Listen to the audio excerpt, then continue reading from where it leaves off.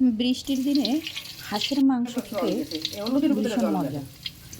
তাই অনেক ব্যস্ততার মাঝেও প্রচুর বৃষ্টি হচ্ছে বাইরে, তারপরেও বারান্দা ভিজে গেছে বৃষ্টিতে, তারপরেও চেষ্টা করছি বাচ্চাদের আবদার মেটানোর।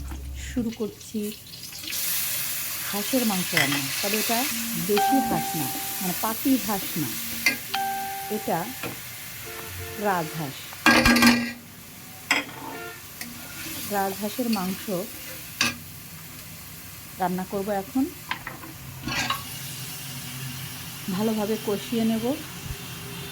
মাংস কষানোর কাছে অনেক কিছু। তারপর এই যে দেখছেন সবুজ সবুজ ডাল, এটা হচ্ছে চুই ঝাল, আমার নিজের গাছের চুই ঝাল। আমার বারান্দায় আপনারা দেখেছেন একটা সুন্দর গাছ আছে, ওখান থেকে কেটে আজকে প্রথম রান্না করছি। ভীষণ ভীষণ মজা হয়েছিল এটা খেতে। আমি আশা করিনি যে আমার বারান্দায় বা নিজে লাগানো চুই গাছ আসলে চুই হবে।